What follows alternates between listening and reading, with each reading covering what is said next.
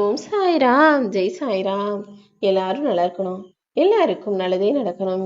அன்பு குழந்தையே, உனக்கு நல்ல நேரம் வந்ததால தான் இந்த பதிவை இப்போது உன் கண்களில் காட்டுனேன். எனக்கு எப்போதப்பா நல்லது நடக்கும்? சாயப்பா, நீங்க என் கூட இருக்கீங்களா இல்லையா? எத்தனை நாளா நான் இதை உங்ககிட்ட கேட்டுக்கிட்டே இருக்கேன். இப்போதாவது எனக்கு அதை நிறைவேற்றி கொடுங்க. என் மனசுல இருக்க பாரத்தை இறக்கி வைங்க. என் வாழ்க்கையில இருக்க கஷ்டத்தை போக்கி கொடுங்க.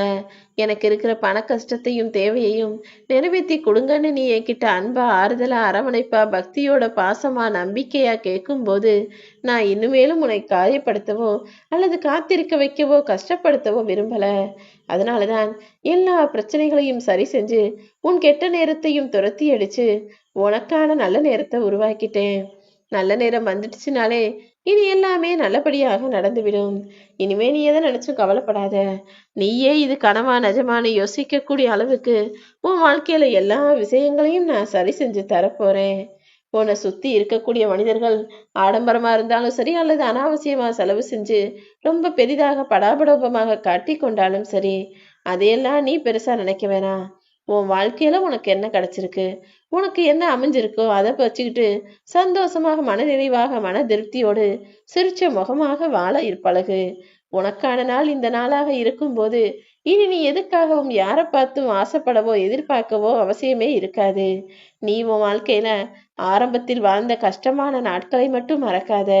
கஷ்டப்பட்ட நாட்கள் எல்லாமே, உனக்கான கவலைகளை கொடுத்த நாட்கள் எல்லாமே உனக்கான சந்தோஷத்தையும் தரும் என்பதை புரிந்து கொள்ளேன் செல்லமே.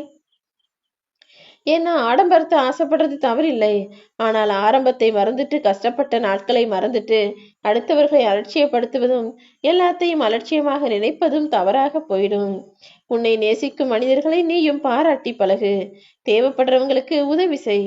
யாராவது உன்னை காயப்படுத்தினாலும் மன்னிச்சு மறந்து போய்கிட்டே இரு. ஆனா உன்னை விட்டு விலகியவர்களை மட்டும் நீ தேடி போகாதே என் செல்லமே. நீ வாழக்கூடிய வாழ்க்கைக்கு அர்த்தமே அடுத்தவங்க உனக்கு கொடுக்கிற மரியாதையில தான் இருக்கு.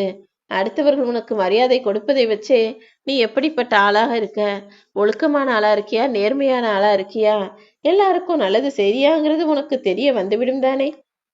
எப்போதுமே அடுத்தவர் திரும்பி பார்த்து வியந்து பாராட்டக்கூடிய அளவுக்கு நீ இருக்கணுமே தவிர, நீ செய்யற தவறை அடுத்தவர்கள் திருத்தி பார்க்கும் அளவுக்கு, உன்னை குறை சொல்லக்கூடிய அளவுக்கு நீ இருந்து விடாதே என் செல்லமே. ஏன்னா இந்த உலகத்துல நீ பல விஷயங்களை அடுத்தவங்களுக்கு கத்துக் கொடுக்கிற, நீயும் பல விஷயங்களை கற்றுக்கொள்கிறாய். அதனால பிறந்தோம் வாழ்ந்தோம்னு இருக்காம உன்னிடம் இருக்கக்கூடிய குறைகளை களைந்து உனக்கான நிறைகளை நீ அதிகப்படுத்திக்கணும். எல்லா விஷயங்களையும் தெரிஞ்சுக்கவும் கத்துக்கவும் ஒருபோதும் யோசிக்க கூடாது. நீ இந்த உலகத்துல பிறந்தது அடுத்தவரின் குறைகளை குத்தி காட்டி அவர்கள் மனதை காயப்படுத்துவதற்காக நிச்சயமா கிடையாது. யாராவது தவறு செஞ்சாங்கன்னா அவங்களுக்கு அதை கத்துக்கொடு. அல்லது அவர்கள் செய்தது சரியாக இருக்கும் பட்சத்தில் அதை உன் வாழ்வில் நீ பின்பற்ற கற்றுக்கொள்ளேன் செல்லமே. வாழ்க்கையில நீ வாழ்கிற வாழ்நாள் முழுவதும் உன்னை விட தவறா யாராவது எதையாவது செய்வாங்க, உன்னை விட நல்லதாகவும் யாராவது எதையாவது செய்வாங்க. நல்லது செய்யறவங்க கிட்ட இருந்து அந்த விஷயத்த கத்துக்கோ.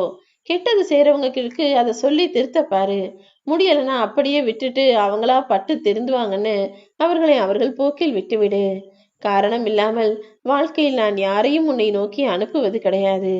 ஒரு சிலர் உனக்கு ஆசிரியராக வந்து வாழ்க்கையை சொல்லி கொடுத்தாங்க. ஒரு சிலர் மனிதர்களாகவே இருந்து பாடத்தை உனக்கு புரிய வச்சு உனக்கு கஷ்டத்தையும் கவலையையும் கொடுத்து வாழ்க்கைக்கான பாடத்தையும் சொல்லி கொடுத்துட்டு தான் போவாங்க. உன் வாழ்க்கையில ஒவ்வொரு நாளின் விடியலும் உனக்கு உணர்த்துவது ஒரு விஷயத்தை தான். இந்த நாளில் நீ ஜெயிப்பதற்கு இன்னொரு வாய்ப்பு இருக்கு என்பதை. இந்த நாள் அப்படிதான் உனக்கான வாழ்க்கையில் நீ ஜெயிப்பதற்காக உருவாக்கப்பட்ட நாள் என்பதை புரிந்து கொள். உன் மனசு எப்போ குழப்பத்துல இருந்தாலும் எதுவுமே செய்யாம அமைதியாக இருந்துவிடு.